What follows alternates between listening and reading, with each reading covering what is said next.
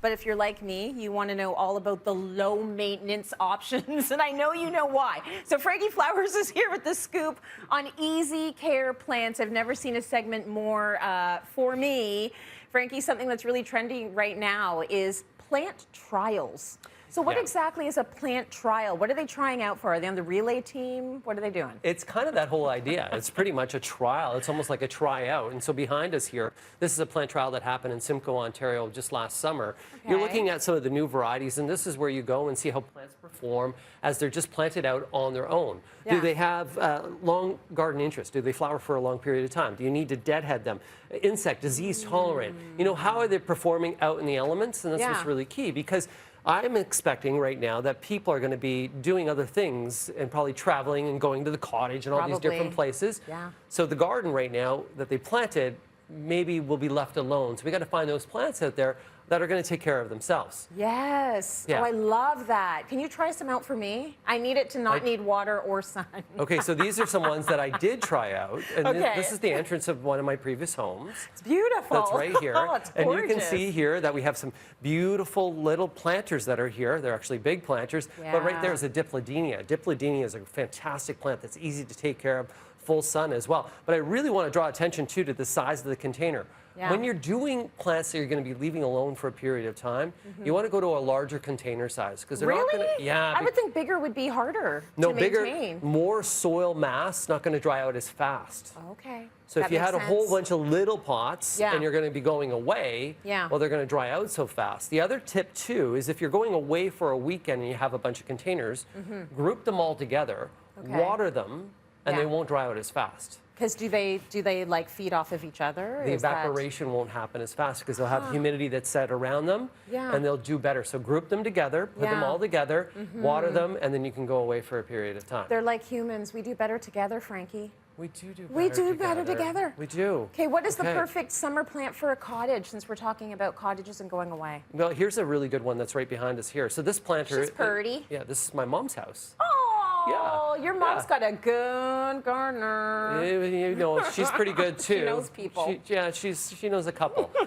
This here is what's called dragon wings begonia. Okay. Dragon wings begonia is kind of the ugly duckling of plants. And what I mean by that is when you plant it early season, it doesn't look like much. Yeah. But later on in the season, this thing performs and really outperforms a bunch of different plants. Drought tolerant. Yeah. So you can forget about it for watering for a period of time. Okay. And that's the other key too.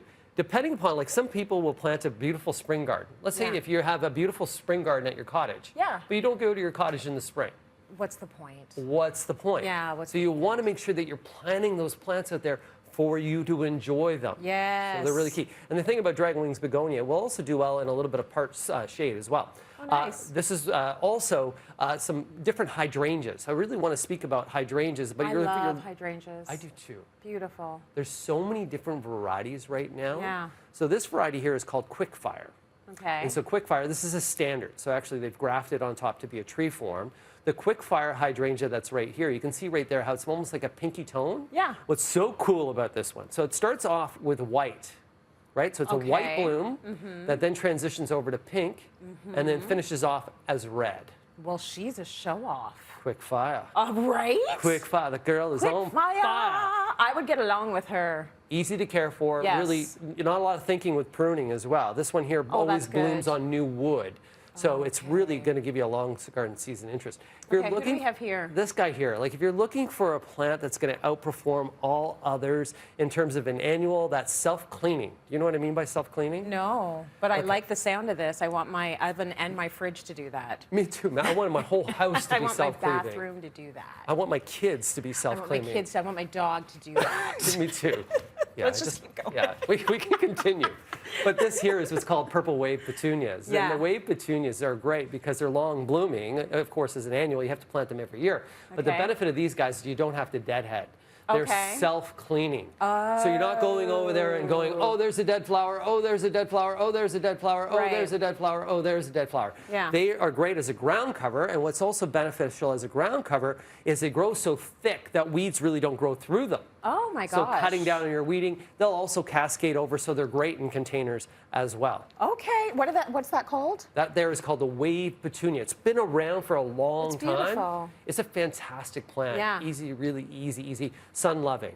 Sun loving. Okay. Clematis or Yes. Clematis. Beautiful. Beautiful blooms. These guys here, later summer blooming. Yeah. The key about these guys, if you're having problems with your Clematis blooming, they need a sunny top, but they need a shaded bottom. How do you do that? Just put a plant in front of them. Or you put mulch Okay. in front of them. So they like full sun, but they like cool roots.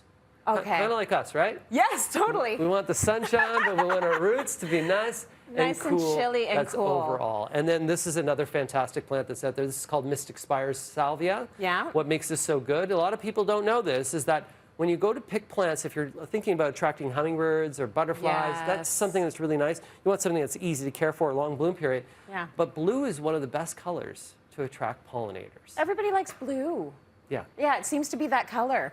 Yeah. Okay, what if you have a garden that gets a ton of shade? Any suggestions? Tons of shade, Yeah. always you're looking for things like hostas. They're Yeah. always going to be a easy, bulletproof dry shade. They're a dry shade plant, so they don't really need any watering as well.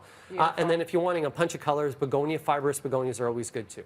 Okay, so that's good. You got your shade, you got your sun. Frankie, thank you so much for that.